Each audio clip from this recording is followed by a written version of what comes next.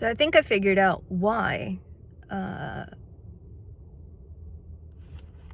we only have one spouse. So like one husband and one wife. Thruples don't work out.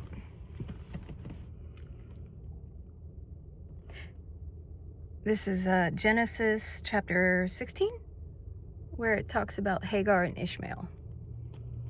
Ishmael was Abraham's first son. But that's when Abraham tried to make God's promise happen. I guess he got impatient. We're all a little guilty of that.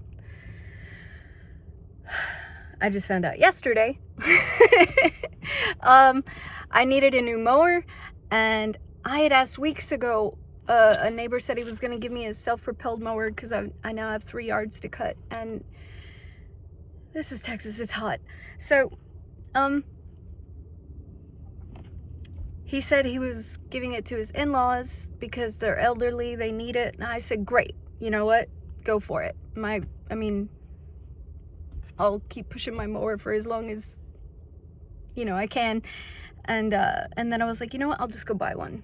So it's been 3 weeks. I found a used one for a great price. I got a Cub Cadet with 193cc motor, which is kind of big. It's self-propelled. It's fabulous. I love it. And it's yellow. Anyway, it was $260, which this is a $600 mower. I was like, that's a great deal. I don't care if it's used. I'm going to tear it up anyway. I drive to Mansfield, I pick it up, and then I call my husband and tell him, hey, I got us a new mower. He said, so did I. I said, does it run? Because he brings home stuff that just does. He's a mechanic, so he can fix everything. So he's like, I can fix it. But I've seriously been waiting for the other one to be fixed. So I'm just like, you know what? Never mind. I'll buy one. Anyway, my impatience.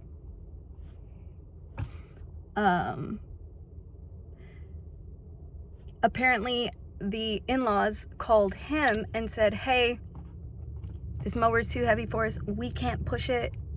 Do you want it still? So my husband literally gets a self-propelled mower for free.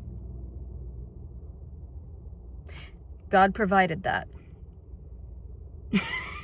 And I went out and bought one. Not that it's the same level of intensity here or importance, but still. Now Sarai, Abram's wife, had borne him no children, but she had an Egyptian slave named Hagar. So she said to Abram, the Lord has kept me from having children. Go sleep with my slave, and perhaps I can build a family through her. Abram agreed to what Sarai said. So after Abram had been living in Canaan for 10 years, Sarai, his wife, took her Egyptian slave Hagar and gave her to her husband to be his wife. So he slept with Hagar, and she conceived. Now we have a throuple. When she knew she was pregnant, she began to despise her mistress. Then Sarai said to Abram, you're responsible for the wrong I'm suffering. I put my slave in your arms, and now that she knows she's pregnant, she despises me. May the Lord judge between you and me. Your slave is in your hands, Abram said. Oh, snap. This is a biblical recorded argument. Your slave is in your hands, Abram said. Do with her whatever you think is best. Then Sarai mistreated Hagar, so she fled from her. The angel of the Lord found Hagar near a spring in the desert. It was the spring that is beside the road to Shur. And he said, Hagar, slave of Sarai, where have you come from? Where are you going? I am running away from my mistress Sarai, she answered. Then the angel of the Lord told her, go back to your mistress and submit to her. The angel added, I will increase your descendants so much that they will be too numerous to count. The angel of the Lord also said to her, You are now pregnant, and you will give birth to a son. You shall name him Ishmael, for the Lord has heard of your misery. He will be a wild donkey of a man. His hands will be against everyone, and everyone's hands against him, and he will live in hostility toward all his brothers. She gave this name to the Lord who spoke to her. You are the God who sees me. For she said, I have now seen the one who sees me. That is why the well was called Ber Lahai Roi. It is still there between Kadesh and Bered. So Hagar bore Abram a son, and Abram gave the name Ishmael to the son she had born. Abram was 86 years old when Hagar bore him Ishmael.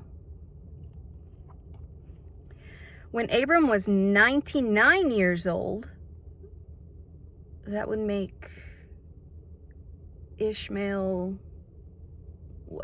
14? 13? The Lord appeared to him and said, I am God Almighty. Walk before me faithfully and be blameless, and then I will make my covenant between me and you, and will greatly increase your numbers. Abram fell face down, and God said to him, As for me, this is my covenant with you. You will be the father of many nations. No longer will you be called Abram. Your name will be Abraham. For I have made you a father of many nations. I will make you very fruitful. I will make nations of you, and the kings will come from you. I will establish my covenant as an everlasting covenant between me and you and your descendants after you for the generations to come, to be your God and the God of your descendants after you. The whole land of Canaan, where you now reside as a foreigner, I will give you as an everlasting possession to you and your descendants after you, and I will be their God. Then God said to Abraham, As for you, you must keep my covenant, you and your descendants after you for the generations to come. This is my covenant with you and your descendants after you, the covenant you are to keep. Every male among you shall be circumcised. You are to undergo circumcision, and it will be the sign of the covenant between me and you. For the generations to come, every male among you who is 8 days old must be circumcised, including those born in your household or bought with money from a foreigner, those who are not your offspring. Whether born into your household or bought with your money, they must be circumcised. My covenant in your flesh is to be an everlasting covenant. Any uncircumcised male who has not been circumcised in the flesh will be cut off from his people. He has broken my covenant. God also said to Abraham, As for Sarai, your wife, you are no longer to call her Sarai. Her name will be Sarah. I will bless her and will surely give you a son by her.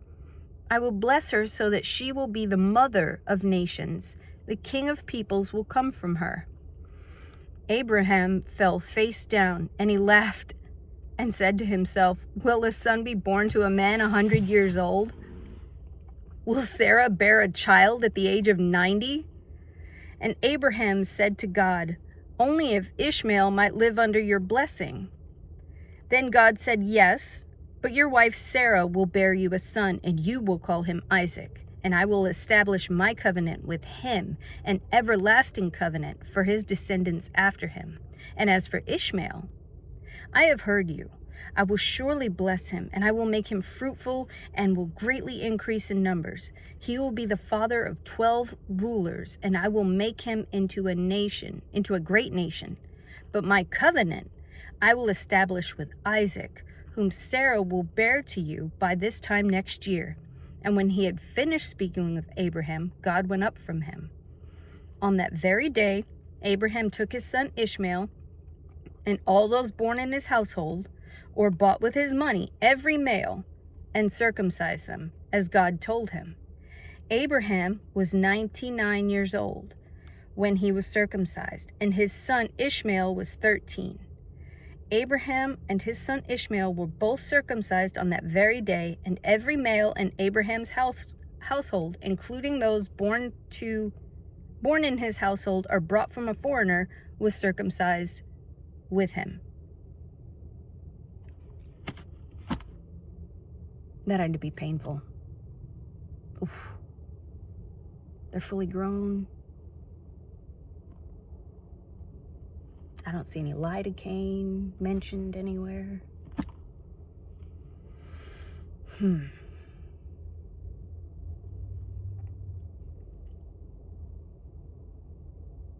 Thruple's bad. Bye.